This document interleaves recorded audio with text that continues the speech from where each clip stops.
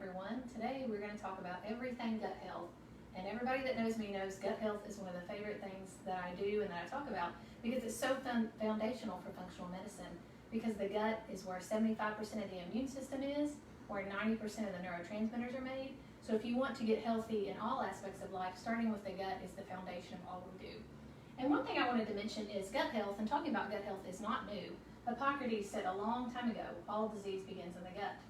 So coming back to the gut health approach, in my mind, is one of the most important things that we can do as practitioners. So, as I mentioned, a large percent of the immune system is in the gut, 90% of the neurotransmitters. So we have the gut as the second brain. People say that because so many of them neurotransmitters are manufactured in the gut. So we put up on Instagram and Facebook today, happy gut equals happy you. So if you are dealing with not only autoimmune conditions, but mood disorders and things like that, focusing on gut health helps all of those things. So what do we do when we're focusing on gut health, and how do we do this? In functional medicine, we take what's called a 4R gut approach. And the first thing we're going to do is to remove. We're going to remove both pathogens in the gut, which are bacteria, yeast, and parasites. We all have trillions of bacteria in our gut that we're used to and that we carry around, but some of those things can turn pathogenic. We can have too much overgrowth of bad bacteria, especially with our standard American diet with antibiotic overuse and stress. You get a lot of damage to the gut and you can get overgrowth of bad bacteria.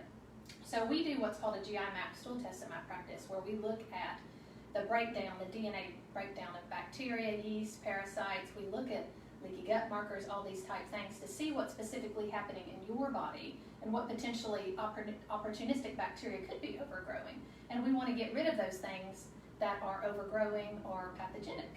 So food, and then pathogens and inflammatory foods. So a lot of times, depending on the individual, they might come in here and say, I'm reacting to basically everything I'm eating at this point. And a lot of times that happens because the gut is very inflamed. So if we want to calm down the inflammation in the gut, we're going to want to remove the inflammatory foods. And while it may be different for every individual, the big inflammatory foods that bother a lot of people are gluten, dairy, sugar, all the good things in life. So anyway, when we're working on healing the gut, we want to remove those inflammatory foods and pathogens so the gut can have a chance to heal.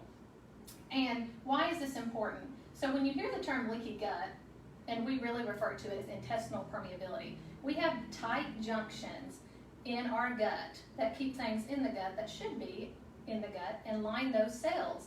So when we have those tight junctions start to spread apart, the breakdown of these pathogens, they put off the bacterial called lipopolysaccharide. We won't get too scientific in this, but the breakdown of that gets out into the immune system, the breakdown of inflammatory foods. And the reason gluten, dairy are big ones for most people is because they're large food particles that are hard to break down. So they don't get all the way broken down, and then you can get the undigested food particles, the breakdown getting through those tight junctions, starting to spread apart and out into the immune system.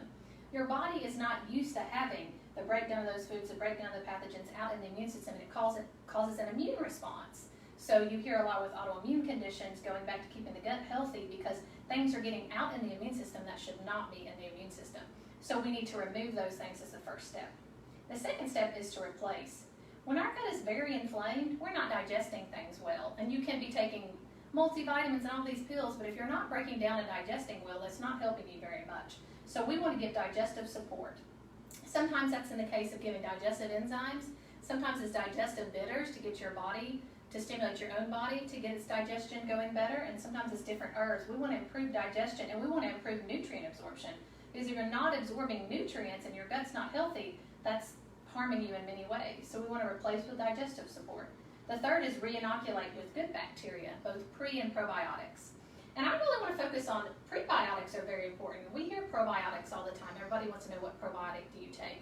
Probiotics are helpful, and I use them more specifically on research strains that are specific to your condition. For instance, if you come in with constipation or diarrhea, then use a different probiotic strain. And probiotics are good. They also fight off the different pathogens we don't want to overgrow in our gut. So different bacteria strains and probiotics have been studied to do that.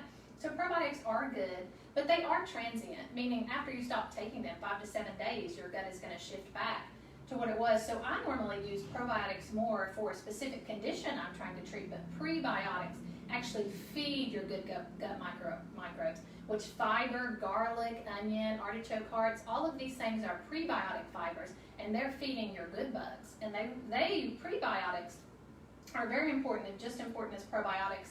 And I really think that's very important, increasing the fiber in the prebiotics. Now, there are certain cases when people have bacterial overgrowth in the small intestines where they shouldn't have it, which we call SIBO, where you don't want to give prebiotics because that will feed different pathogens that are in the small intestines where they shouldn't be. So that's why I think prebiotics are good, but I think that you should really work with a practitioner on whether they're okay with you, and start slow, especially prebiotic fibers. You're going to get bad gas and bloating if you start with a full serving size, so you really want to slowly work your way up.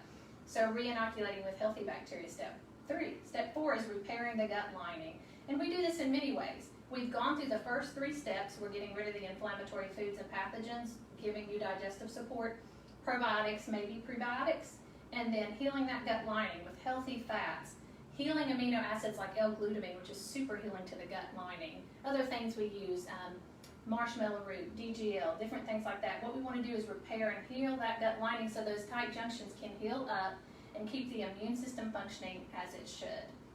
So that's the 4R approach to gut health. And again, we get individualized here, and I like to do the stool testing because although there's general principles we have here, I very much believe in individualized medicine, and every person's going to be different. So I think it's really important in each individual case to try to, work with each patient on what's going on.